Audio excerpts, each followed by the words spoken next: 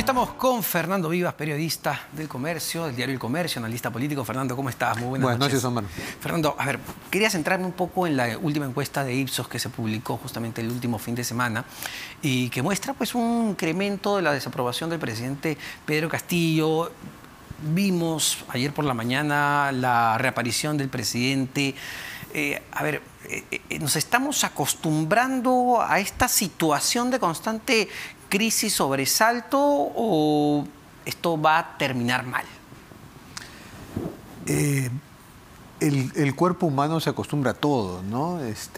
Y por otro lado, no hay mal que dure 100 años. Recién el gobierno va a cumplir un año y las marchas y contramarchas han sido tales que se hace difícil pensar que vaya a durar otro año. Sin embargo, no hay que descartar eso. Digamos que la inestabilidad, la zozobra, es el estado natural, ¿no? Estamos en una crisis crónica, prolongada, no solo con Castillo, ya viene desde hace unos años, la pandemia la enervó, tenemos muchos factores que han enervado las cosas. El fútbol nos estaba distrayendo, era una ensoñación que ya acabó y volvemos a nuestra triste y mediocre normalidad hoy mismo, ¿no? Sí, claro. Porque no hubieras tenido esos invitados, esos dos generales de la policía, clasificaba Perú, esforzándose en explicar lo inexplicable, si es que clasificaba a Perú.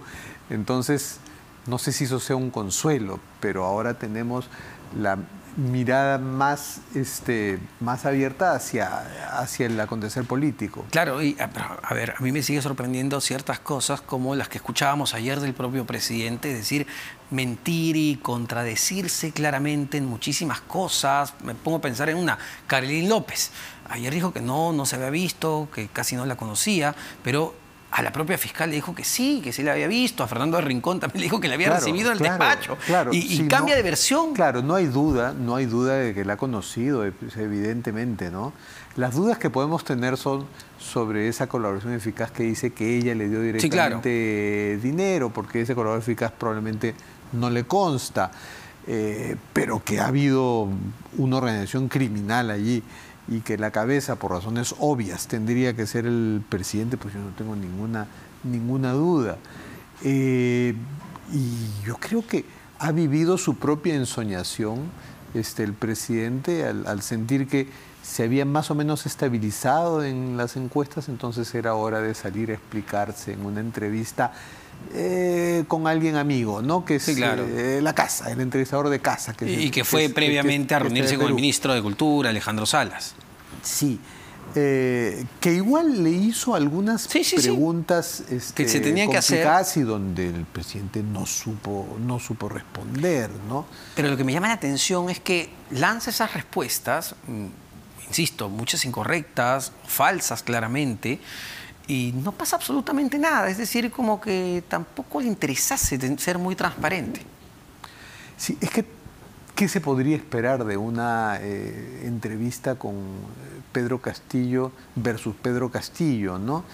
Después de todo lo que hemos visto, ya como que es una raya más al tigre, ¿no? Y está infligida por sí mismo en la televisora del Estado. Creo que la única novedad en esa entrevista fue cuando dijo por qué se había quitado el sombrero, porque se lo pidió su hijo. Sí. Si es que es verdad, vaya uno a saber. Yo creo que ahí ha habido otros factores, alguien se lo ha aconsejado y en todo caso fue un buen consejo. El sombrero ya le estaba pesando demasiado. Si para algo ha servido esa entrevista es para medir cómo este hombre vive del día a día, ¿no? Cree que está en un momento donde puede respirar tranquilo porque las encuestas dicen que él está mejor que el Congreso, entonces es hora de hablar. Sí, claro, pero todavía no se atreve a venir a este set o a otro y enfrentar a periodistas que le van a hacer las repreguntas que quiere la gente hacerle, ¿no? Sí, claro, mi pregunta es cuánto puede o cuánto podemos durar en una situación así. Tú recordarás las protestas que se encendieron en diferentes puntos del país, iniciando por Junín, lo que de por sí ya era, digamos, interesante, por decirlo menos. ¿Se podría volver a repetir una situación similar? Por supuesto. ¿Cuáles son los drivers, cuáles son los gatillos que se van a activar para que eso pase? Los gatillos pueden ser una metida de pata del propio gobierno, o sea, una medida o una omisión que la gente la lea como causante de su situación económica, que ahora la atribuye más a factores exógenos, ¿no? O podría ser también que la oposición, ¿no?, genere, ¿no?, investigaciones, acusaciones, demandas que hagan ver eso a la gente. Muchas cosas podrían generar esa indignación, pero también está el frente judicial que se va acercando, ¿no? El general Arriola, que me han antecedido, sí, ¿no?, que además histriónicamente muestra las esposas. Bueno, esas esposas va a tener que usarlas. Va a caer, si no Pacheco, si no Silva, va a caer otro que de pronto hable tanto o más que Karelyn López y Samir Villaverde. Y es llamativo, ¿no? Porque, claro, los que están prófugos son personas cercanas directamente al propio presidente Castillo. Es decir, cualquiera que decida hablar le va a tirar barro de todas maneras. Sí, porque además no estamos ante un gobierno muy organizado, un partido de lealtades que se ponen a prueba cuando alguien se sacrifica por el jefe. No, y de inmediato se vio, cariño. ¿no? De inmediato se vio con Samir Villaverde y Karelyn López. Pero exactamente, ¿qué lealtad van a tener? Se echan inmediatamente, pero cuando los atrapan, pues. Por eso imagínate si atrapan a Silva, si atrapan a Pacheco.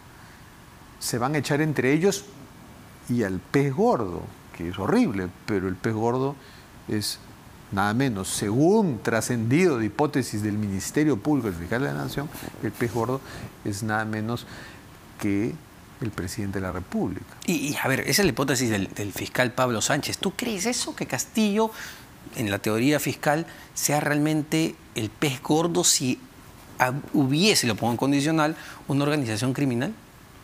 Es un pez gordo absolutamente improvisado, absolutamente inestable, capaz de tomar algunas decisiones que van contra esa organización criminal. Es que no es una organización criminal clásica, no son estas situaciones ilícitas, ilegales, que parasitan el Estado. O sea, sí, quiero pensar que Castillo no ha ganado con la idea de vamos a corrompernos, ¿no? Voy a gobernar el Perú, pero como no se preparó para eso, entonces empezó a llamar a gente que algunos de ellos, como Pacheco, que tiene unos antecedentes terribles, sí han entrado con la idea de, bueno, acá voy a aprovecharme de esto, ¿no? A ver, la propia Karelyn López era una lobista conocida, cercana a otro expresidente como, entiendo, Martín Vizcarra. Y que no tiene ninguna simpatía por este gobierno, pero por su oficio ella tiene que estar cerca de cualquier gobierno. Peor es el caso de Villaverde. Sí, yo creo que Karelyn López tiene ciertos preceptos del lobista y ciertos límites. Villaverde no tiene límites. Pacheco no tiene límites. Y Silva tampoco. Ahí estamos más en el terreno del AMPA, del AMPA pura, ¿eh? Ahora, vemos ese escenario realmente desolador, porque pareciese muy claro, según lo que nos plantea la Fiscalía de la Nación. Y vemos el otro lado, el Congreso de la República. Y uno dice, bueno, a ver, volteemos. ¿Qué pasa al otro lado? Están, digamos, entiendo ahora peleándose por la mesa directiva. Es que la hipótesis interesante que en realidad nos la hace ver Karelyn López, y en ese sentido su colaboración es muy eficaz, es que la hipótesis es que el Congreso es parte de la organización criminal. Un grupo de congresistas es parte de la organización criminal, sí, y eso sostiene al régimen.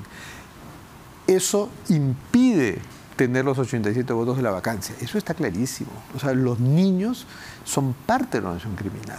Y allí más bien siento que Fiscalía, Policía se han demorado en... No han apretado lo suficiente. Sí, yo creo que ahí, y la prensa también tendríamos que apretar mucho más, porque ahí está claro. O sea, es parte de la organización criminal.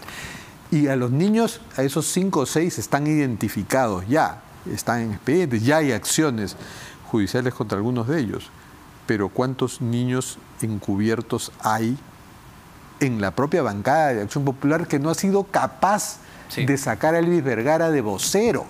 O sea, si no son capaces de sacar a Elvis Vergara de vocero, toda la bancada está comprometida. Toda. Ahora, y tú has escrito, Fernando, un artículo interesante en El Comercio sobre justamente la próxima mesa directiva y la situación de Mari Carmen Alba.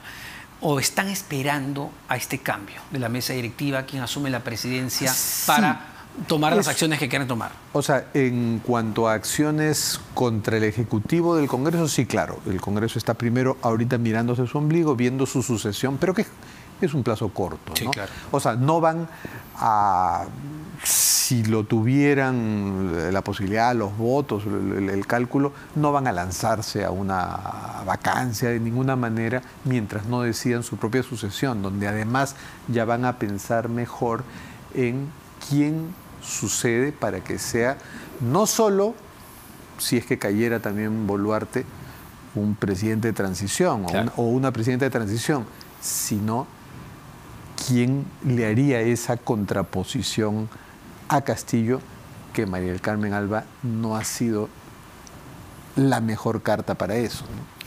Fernando Vivas, periodista del diario El Comercio, analista político. Muchísimas gracias, Fernando, por esta entrevista y este análisis. Tenemos que despedirnos, ya nos hemos pasado un poquito de tiempo, pero valió la pena. Recuerden, nos reencontramos el día de mañana, minutos antes de las 8:30 de la noche. Bastante tristes, es verdad, por los resultados, pero recuerden, siempre al final todo se sabe.